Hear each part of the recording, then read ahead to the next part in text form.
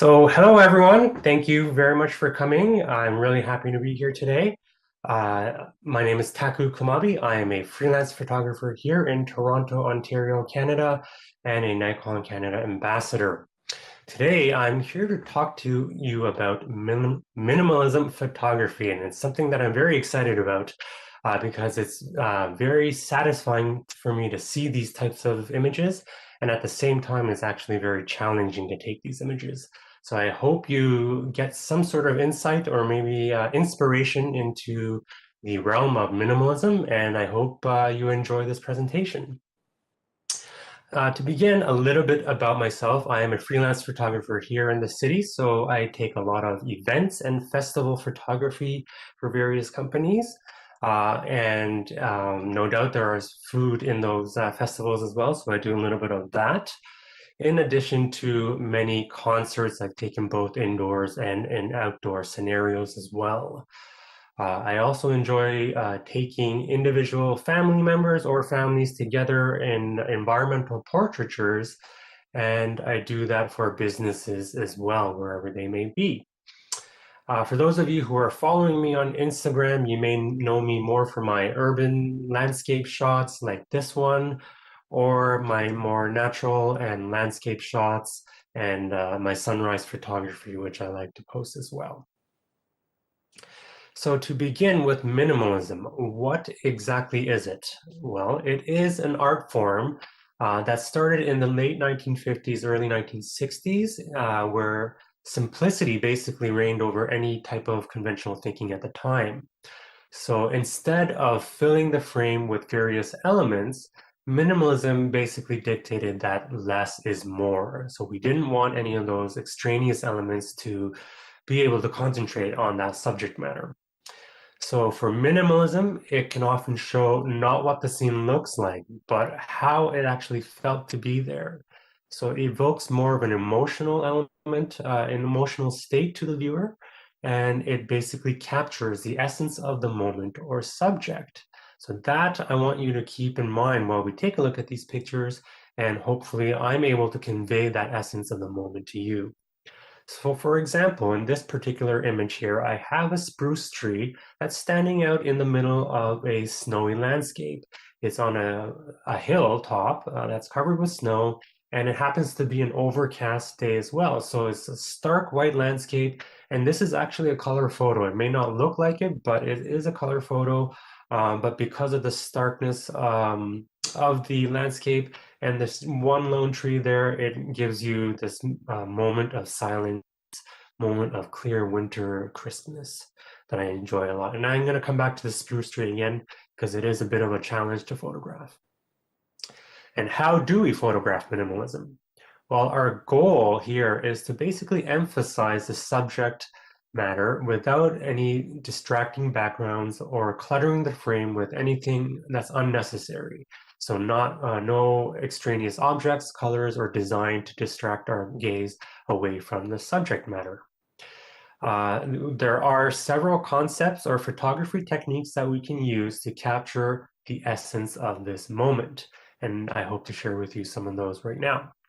So in this particular example here, I have a lone duck out in the open expanse of Lake Ontario, and it's glowing in the morning sun, the orange hue of the morning sun there. And I love that because you can really feel the stillness of this image, and there's nothing else in the image that's actually distracting away from that lone duck. Photography techniques. So composition is actually very crucial, and it's very crucial in general photography, not just minimalism photography. And it does require the training of the eye to see things differently, and some may call this a photographer's eye. So instead of seeing what is in front of you as a whole, like we regularly do, try breaking down the scene into individual elements and see what those individual elements look like to you. And instead of thinking, what should I include in the image to make it a more impactful image? Think of the things that you don't need to include in the image to capture the true essence of that subject matter. So we go back to this, we go to this image now. It is a Japanese gate that is floating in the lake. I shot this in Japan, and it was an overcast image. Sorry, it was an overcast day, so the clouds are very minimal on the top there, nothing too distracting. And it was actually raining and then a little bit windy, so you do see the ripples in the lake below. And you actually see some of the colors of the water that's shining right through and making the bottom half a little bit vibrant. So what can I do to make this a little bit more minimal and a little bit more pleasing? I actually took another picture using long exposure. And now that I've done this, I've actually blurred any of the movement away from the image. So I blurred any of the sky or the cloud movements. And more importantly, I blurred all the moving water elements down below. So now you don't see any of the ripples. It's a nice, smooth, glass-like surface on the bottom. And then the colors are actually a little bit more subtle as well. So they are not as distracting as well. And it pulls our attention right towards the middle of that screen, which is the focus of this image, the Japanese gate. So this, in essence, has more of a Zen-like quality to it now. This next example here, I took in right here in Toronto. Basically, these four stumps peeking or poking out of the Lake Ontario, and it is a long exposure image. So similarly, I blurred the ripples of the water away so that I can actually see more of the reflection of the stumps. And on the sides, I've framed this so that the reflection of the buildings are actually a nice framing element for the stumps. And right above the stumps there, you see a little bit more of a subtle reflection of additional buildings there. But so I did use the long exposure method and to see the reflections there. But I look at this image and I think to myself, well, what can I do to actually better improve on the minimalism quality of this? So perhaps if I strip this down a little bit and I say to myself, well, I don't need anything that's distracting or any extraneous elements that's distracting away from the core of my subject, the core of my image, rather, which is the stumps in the middle. So what if I crop this image just like this and remove the sides away? So that now you can see is actually a much more improved image, and it's much simpler with less elements, fewer elements in the image to distract our attention away from the subject matter. If I go even further, actually, I can crop this a little bit tighter, like so, and we can actually get even a more minimalist or simple photo like this. And now we have absolutely no distracting elements, and we can actually appreciate the stumps and the detail of the stumps and sort of feel its isolation within the environment because there is no actual distracting elements around it. So a very simple, calming, and perhaps soothing image now that we have here. The rule of thirds, a very popular photography technique, and it's something that you may have done unknowingly without knowing the name of the rule. It's very easy to do. Basically, all you need to do is divide your viewfinder into 9 squares, and you place your subject matter along the intersection of those lines or somewhere along those lines. So you see where the green arrows are pointing. That's where you would primarily put your subject matter. And the whole point of doing this is basically to have the viewer's eyes move around the frame and be engaged with the entire frame of the image and not just looking at straight directly at the subject matter. So we come back to my favorite spruce tree here in Japan. Now I've actually changed the composition a little bit, and I've moved the spruce tree a little bit further down and moved it to the left to the third of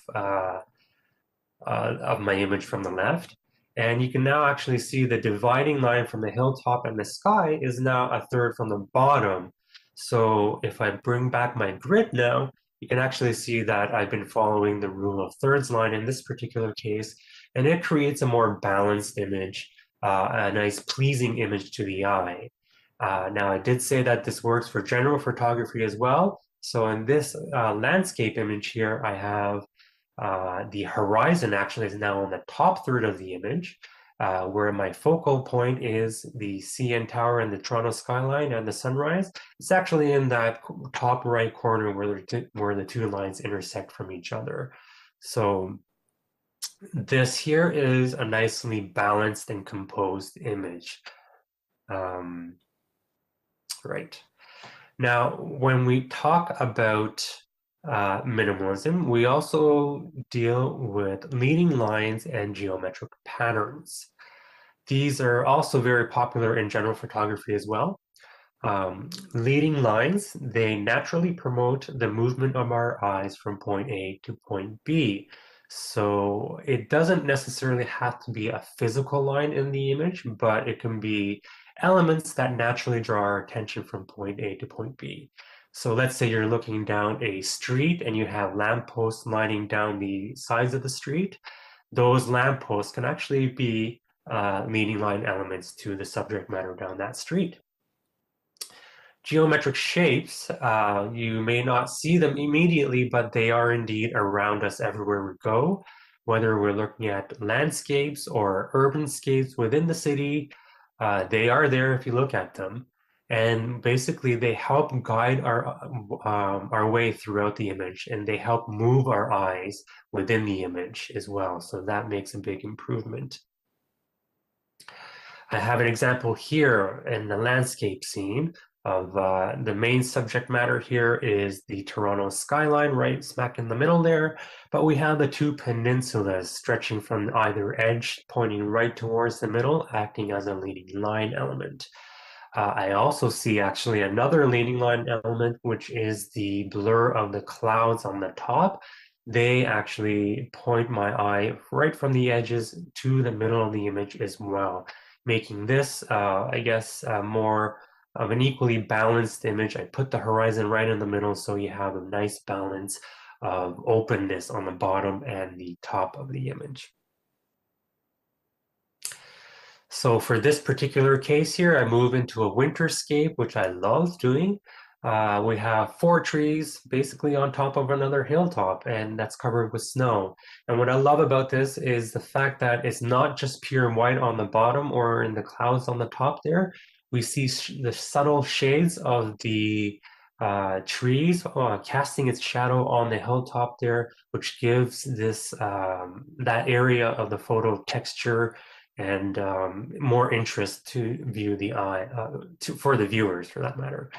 And the hilltop, which divides the clouds with the hill on the bottom, it's very subtle, but that actually helps move our eye from the left right to the right-hand side of the screen towards our subject matter, which is these trees. So another example that I love doing. We move on to an urban example here. This is actually a picture of the Toronto City Hall. And for this particular photo, I wanted to concentrate on the shape of the architecture that we have here. It's just so unique that I love the curvature and the linear elements that we have in the buildings here in Toronto. So what I did here is I did another long exposure to smooth out any of the texture that we see in the clouds so that now it's all a blur. So now we can actually concentrate on the shapes that the buildings give us. And in this case, I see a circular pattern with two leading line elements right from the edges moving right towards the circle there. So that helps us move our gaze around that building from right to the top right-hand side to the mid left-hand side. So this in itself, these geometric patterns, they may not be evident at first, but if you do take a look at them, you'll see that they're actually very common wherever we go. Another example here in the city would be just of a building. I stood at the base of a building and just looked right up. And I like this one because that one column of window divides the bottom half in two from the left and the right-hand side. You see the stark shadows there. And that one column basically acts as another leading line element right from the bottom to the top left of the image. And in addition to this, I also see those jagged line elements that's running right from the right to the left. that actually leads my eye right towards that one column of line as well. So in essence, I have two lines here that's leading my eye around the image, which makes for a more impactful image. And I do see more linear elements here in terms of patterns that acts more of an interesting element as well. So there's various things going on in this image of just a simple building here in Toronto. And another example here of another building here in the city. And I like this because it is pretty much just a snapshot of a building, but there's actually a lot of things going on here when you break things down. For one thing, we have one vertical line that's dividing this building in half between the shadow on the left, the highlights on the right-hand side. But on those two sides of the building, we have linear elements that point our gaze right from the edges to that linear vertical line. And in addition, we have the pattern of the windows on the right-hand side that's actually helping me move my eye right from the top right to the bottom left of the screen. So what we have here is more like a Z pattern movement of our eye, and it visually helps us move our eye and helps us identify various areas of the image. So this particular example, and maybe perhaps the other ones, they may be closer to street photography, one might say, and maybe not so minimal per se, but it's the fact that we see things in different ways. The point here that I want to get across is the various elements that we have in our everyday lives. If you see them from a different perspective, a photographer's eye, then you will actually start to see things a little bit differently and compose your images in a different way. And I hope to be able to inspire people to do this on their everyday walks. Another picture that I've taken here, this was in Japan actually, and what we have here is a person walking inside a building. With the back wall, we have a number of vertical lines that's directing our gaze from the top to the subject matter, and the flooring here as well is leading our eyes from the bottom to the subject matter as well. And that line that divides the floor from the wall also acts as a leading line to the subject matter. So we have various components all working together here to pull our attention right to the subject in the middle. So perhaps this is a more minimal example that you see out in the urban scape. We now move on to this particular example, which I took in Ottawa. In a museum inside Ottawa, we have this bright blue background, and it's divided by a linear gray concrete structure that's just running right through the blue background. And intentionally had this person wearing this bright yellow shirt walk down this concrete stairway to give us a little bit of context as to what this concrete structure was actually is. Without that person, you may not have known that this was an actual stairway, so I did want to give a little bit of context as to what it was. But again, you may have wanted to focus more on the architectural elements, in which case you can remove that person and it can still be considered a minimalistic photo. Negative space is the next topic, and it's basically space surrounding the subject matter that's void of any distractions. And when we use negative space, it often evokes a sense of isolation, solitude, or something. It just makes the composition a lot simpler. So again, my favorite spruce tree is back, but again, it's with different composition. Here, I made the dividing line between the hill and the sky a little bit just under the center line there.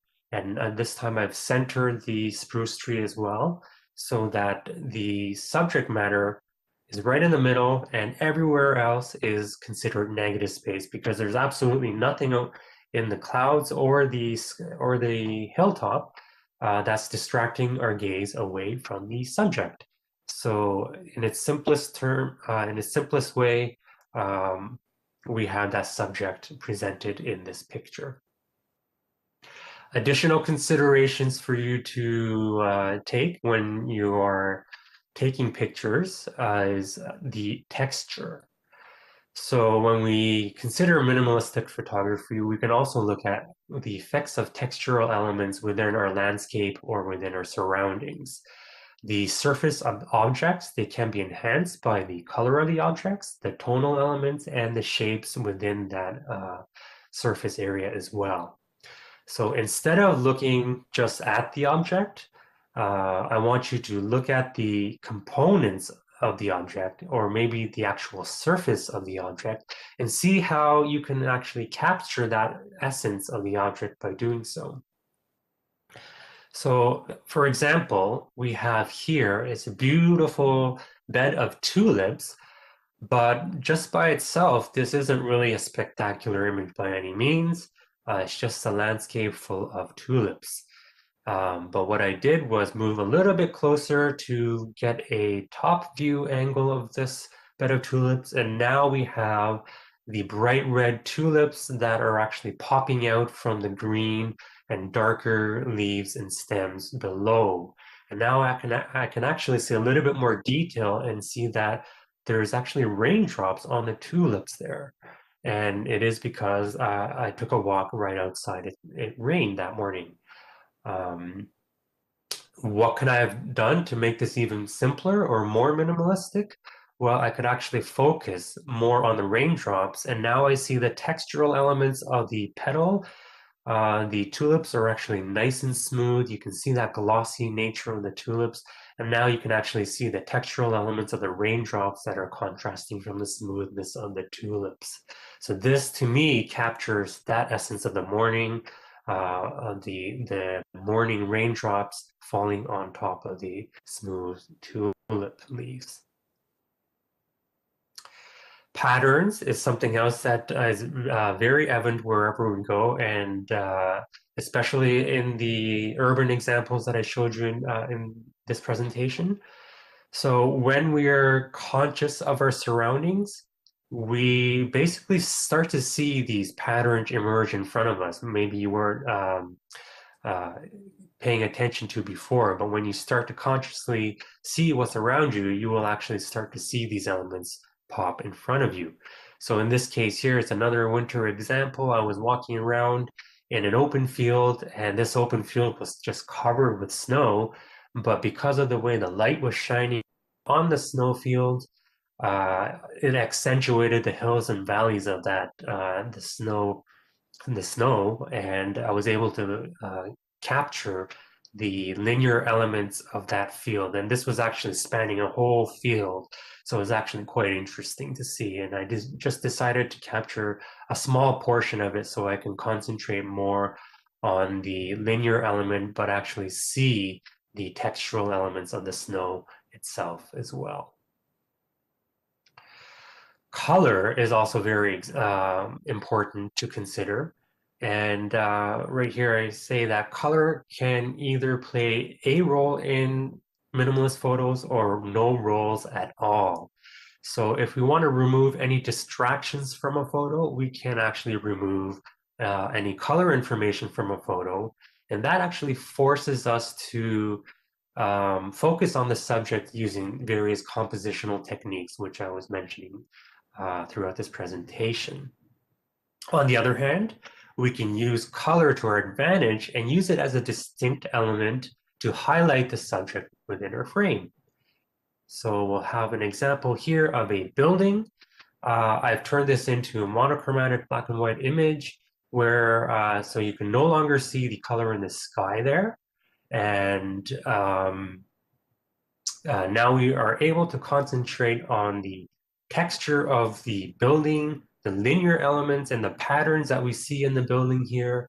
And we get to appreciate all that more of the structure of the building itself now that we've just removed any of the distracting color away from this. So in this particular example, now we have a wall, a steel wall here that's very stark and monotonous in color. But at the very bottom of that wall, we have the bench that is popping out in color. The brownish reddish bench is the only form of color that actually pops out. And in addition to the pattern of that steel wall, it actually, those diagonal lines actually move our gaze right from the top of the frame to the bottom of our subject right there. So that in itself is an effective way of using color for a minimalistic image. So right here we have an example. I produced a long exposure out here in a natural environment here on Lake Ontario. And what I did here was use the long exposure to reduce any of the ripples that we had on the surface of the lake so that we were able to create a more pleasing, soothing, calming image of just rocks within a water environment. I think I look at this and I think to myself, well, what can I do more to create a more minimalistic or more simpler image? So let's take a closer look at this example here. I have a few rocks that is actually moving my gaze from the top right corner all the way around into a circular fashion to the bottom right. But those top rocks there, I feel like they're a little bit too separated from the rest of the rocks in the image. And the very bottom rock there, I feel like that's actually shifting my gaze away from the curvature of the rocks and moving my gaze downwards a little. So I feel like those two elements are not necessary for me to appreciate this image in its entirety. So what if we crop this image a little further like this? Then we get into an image just like this. And I feel like this is much more impactful of an image. It describes to me more of this soothing, calming, and a simplistic way of focusing my attention on these rocks here. But now that I actually removed those distracting elements, I see those three smaller rocks that are actually peeking right through the water there. If I really wanted to, I can actually go into Photoshop or any other program, remove those, and now I have a more idealistic, minimalistic image. I do want to point out that I don't tend to do this in any of my images. I do prefer to create everything in camera, so I try not to manipulate my images in terms of removing or adding any elements within the photo. So if I were confronted with a case like this, I would simply retain those rocks within this picture and just move on from that point. In this particular example, we have a sailboat in the morning glow there, and we have the two breakwaters on either side acting as a leading element or a framing element for that matter. But again, what can I do to further accentuate the serenity of this moment? I can crop this so that the sailboat is by itself with no other distracting elements. Now the horizon acts as a leading line element to the sailboat, and I feel like this is such a more impactful, meaningful image that displays the serenity and the calmness of that moment when I capture that image. And it was actually a beautiful image with that morning glow there. So now we have a few examples of minimalism in nature because I love nature photography. So I do like to spend some time out on the lakefront there and take pictures, especially at sunrise. So in this particular case here, I have a couple of ducks there out in the middle of the open waters of Lake Ontario, and the glow of the orange sun actually is reflecting off the surface of the water.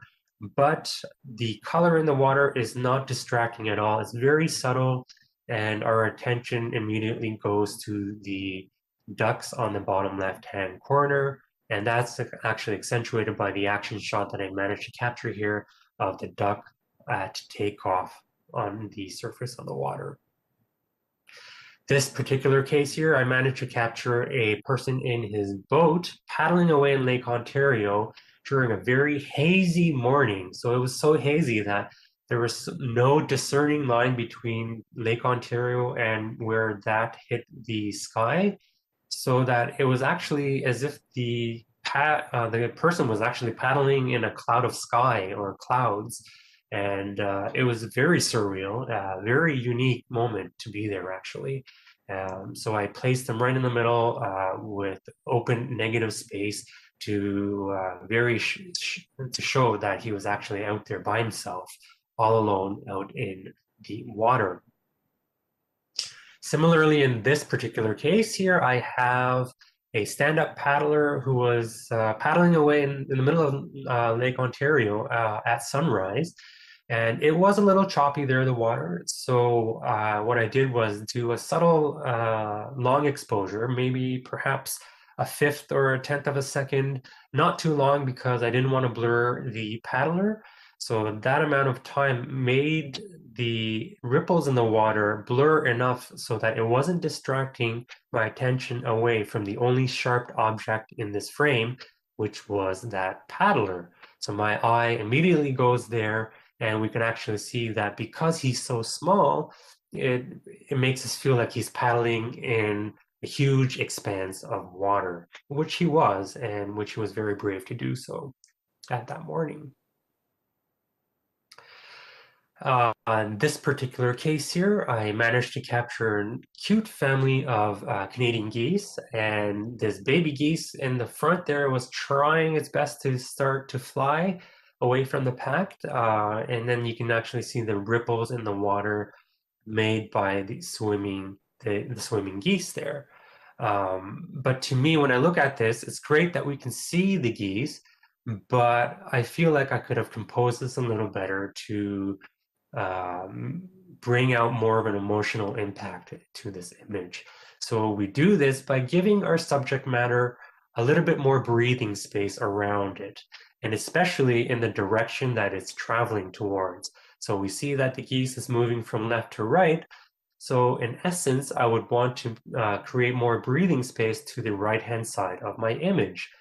So I would basically zoom back or move back and capture the family of geese within the open expanse of Lake Ontario. Now we can actually see that this is out in the middle of nowhere, and this family is actually just swimming away peacefully in the serenity of this water, and that geese is trying to move or trying to fly out from the left-hand side into the openness of Lake Ontario. So we feel like this is, I feel like this is more of an impactful image, and it evokes more of an emotional sensation for me as a viewer. On to the next one is a very common sight that we can see in any particular area that we may be standing. If we look up, we see an airplane flying by with the contrail behind it. And the contrail in this case is actually a nice bright pink because it was glowing from the sun setting right on the side of this frame. And basically that pink contrasts nicely with the blue sky, and it leads our gaze right towards that airplane on the left-hand side. And I framed this intentionally so that the airplane is dividing our screen evenly from the top and the bottom.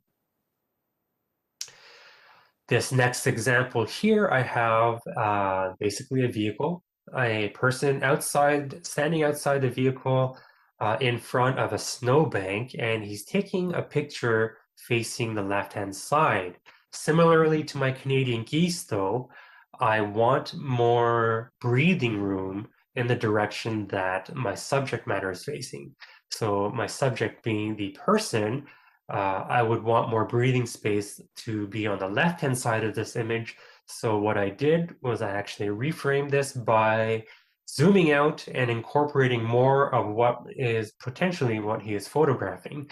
So there was a post on the left-hand side. Perhaps he was framing the post along with the road that he was on. And now we can actually see that he is up on a huge hill that is covered with snow, and he's out in the middle of nowhere. We can actually appreciate that this is a winter landscape, and he is actually just driving away in the middle of nowhere, and he happens to see this beautiful winterscape, and he decides to get out of his car and take that picture there. So to me, this is more of a storytelling image and more of an impactful image than the one beforehand. So, what if I said there is a way to help you create a minimalistic photo right within your cameras? Well, there is for those people who use Nikon in particular, the later Nikon cameras. And we talk about black and white because every day we see things in color, so it's always refreshing to see things in black and white or different light. And to me, this actually stirs my creativity a lot more, and it allows me to be excited again about seeing things. So in our Nikon cameras, we have what we call picture control options, which you can see on the right-hand side.